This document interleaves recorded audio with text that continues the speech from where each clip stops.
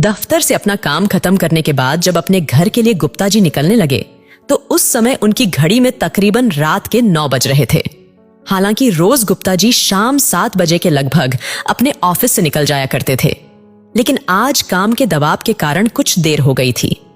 घर जल्दी पहुंचने की हड़बड़ाहट में गुप्ता जी ने आज बस की जगह टैक्सी पकड़ने का निर्णय लिया और फिर ऐप के माध्यम से तुरंत ही एक टैक्सी बुक कर डाली। ठीक 5 मिनट के बाद दंदनाती हुई एक सफेद रंग की चमचमाती मारुति डिजायर गाड़ी आकर उनके पास खड़ी हो गई। ड्राइवर तुरंत नीचे उतरकर पिछली सीट साफ करने लगा। सॉरी सर जी, एक बुजुर्ग महिला के साथ कुछ छोटे बच्चे बैठे थे, कुछ खा रहे थे, इसलिए सीट थोड़ी गंदी हो गई है और मैं उनको मना भी नहीं कर पाया। बच्चों को भला कैसे मना करता? ड्राइवर ने गुप्ता जी से कहा। ठीक है, कोई बात नहीं, जल्दी चलो, गुप्ता जी ने कहा। गाड़ी का गेट खोलकर जब गुप्ता जी उसके अंदर बैठे तो देखा कि अभी कार की सीट का प्लास्टिक कवर भी नहीं हटा था और भीतर से नई कार की खुशबू भी आ रही थी। अब ड्राइवर ने अपनी रफ्तार पकड़ ली। बहुत बधाई हो तुम्हें नई कार की, बहुत अच्छी कार है। नाम क्या है तुम्हारा? गुप्ता जी ने जानना चाहा। शुक्रिया सर जी, अभी 3 दिन पहले ही ली है, मेरे पुराने साहब ने ही दिलाई है। बोले, चलाओ, अभी तुम्हें जरूरत है। मैंने कहा कि पैसे कैसे दे पाऊंगा? तो बोले, चलाओ, अभी पैसे की मत सोचो, मैं देख लूंगा। सर, रमेश यादव नाम है मेरा, ड्राइवर ने बहुत खुश होकर कहा। अच्छा ठीक है, तो फिर ये नई गाड़ी तुम्हारे पुराने साहब ने तुम्हें क्यों दिलाई? गुप्ता जी ने जानना चाहा। सर, मैं उनकी कार चलाता था तकरीबन 20 साल से। रोज सुबह उनको दफ्तर ले जाता और फिर शाम को वापस घर। उसके बाद जब जहां जरूरत होती वहां जाता उनके साथ या फिर उनकी पत्नी के साथ जाता था, ड्राइवर बोला। ड्राइवर ने फिर अपनी बात आगे बढ़ाई। सर जी, कोविड में वर्क फ्रॉम होम होने के कारण काम बहुत कम हो गया, फिर वहां मेरी जरूरत ही नहीं रही क्योंकि साहब नौकरी से रिटायर हो गए। उसके बाद मैंने फूड कंपनी का काम पकड़ लिया। सर, बहुत प्रेशर था उसमें? गुप्ता जी ने पूछा। क्यों? सर, 50 फोन एक साथ आ जाते थे। लोग देर से अपना ऑर्डर देकर फिर 15 मिनट में डिलीवरी के लिए दबाव बनाते थे। कुछ भी गड़बड़ हुआ तो बहुत डांट सुननी पड़ती थी। किसी को धीरज नहीं है सर। 2 बच्चे हैं मेरे, काम के जबरदस्त दबाव के कारण 6 महीने काम करके वहां से छोड़ दिया, ड्राइवर ने कहा। फिर? गुप्ता जी ने आगे पूछा। फिर साहब ने ड्राइवर की एक वेबसाइट पर मेरा रजिस्ट्रेशन करा दिया। जब जिसको जरूरत पड़ती बुला लेता। अपनी सोसाइटी में भी उन्होंने सबको बता दिया था। 10-12 हजार महीने का कमा लेता था, पेट भर जाता था, मेरा और मेरे परिवार का। फिलहाल मेरे दोनों बच्चे पढ़ रहे हैं सर। एक अगले साल 10वीं की परीक्षा देगा और दूसरा BA में है। आगे बोल रहा है कहीं से मैनेजमेंट की पढ़ाई करेगा। अब पढ़ाई में तो पैसा लगता है ना सर। मैं बहुत चिंता में था। इतना कहकर ड्राइवर खामोश हो गया और उसकी आंखें भीग गईं। फिर? गुप्ता जी ने ड्राइवर को कुरेदा।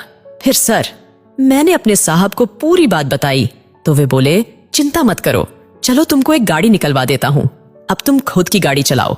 मैं बोला, साहब पैसे कहां हैं मेरे पास? तो वे बोले, मैं निकलवा देता हूं।